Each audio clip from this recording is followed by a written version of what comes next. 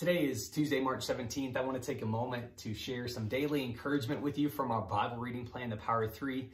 We're reading in 1 Samuel chapter 11. And during this time, when you have extra time on your hands, I want to encourage you, man, don't just watch TV. Don't binge on Netflix. Man, take time to open up the Bible to see what God's word says. And with us being in chapter 11 of 1 Samuel, chapter 10, we see Samuel, who was the judge of Israel, who was the leader of Israel, anoint Saul to be the king because the people kept asking for a king. And so what happened is Samuel anointed Saul to be their king.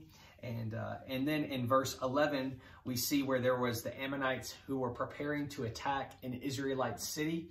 And the messengers were sent out to notify the army, and people were afraid. They were nervous. And Saul heard this, and he became angry. And he became frustrated, but then eventually through him sending out a challenging message, I'm just going to let you read it yourself, but a challenging message, 330,000 men came and formulated. Saul put them together, divided them up into three different sections, sneak attacked. I love this. He sneak attacked this King Nahash and his people, and they won the battle. And after the battle was over, after everything was completed, there was a group of people who came to Samuel, who had anointed Saul to be king, and they said this in verse 12. It says, "Now where are those men who said, 'Why should Saul rule over us?' Bring them here, and we will kill them."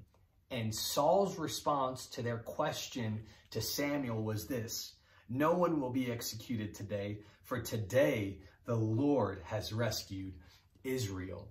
And what's interesting is this, is that people were saying, you know what? Where are the people that didn't go to battle with us? Where are the people that aren't willing to fight alongside of us? And Saul, the person they were trying to defend, goes to remind them that the victory that they received was not from their own ability, but was from God himself. The Lord himself brought the victory. And I want to share a note of encouragement with you today is that, listen, you cannot become angry at the world around you. You can't become bitter towards the people that are making decisions around you. You have to know where your victory comes from. You have to know where the victory is won. And it is won because of the God that we serve. And it is won because of our attitudes and our hearts to love people and extend grace and mercy.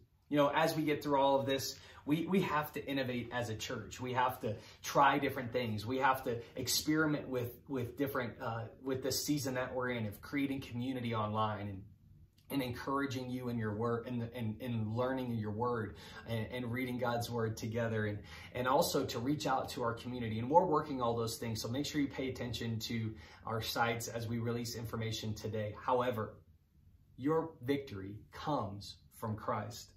There will be victory, but we can't allow the situation to cause bitterness in our hearts.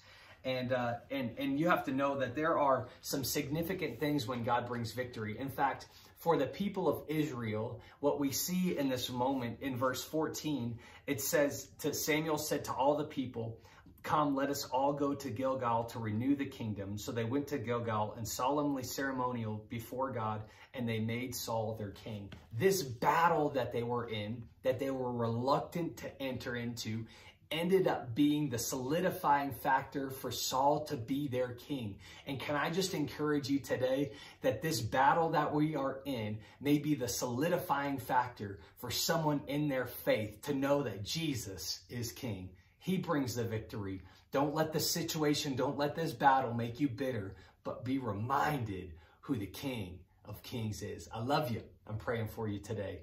We'll see you soon.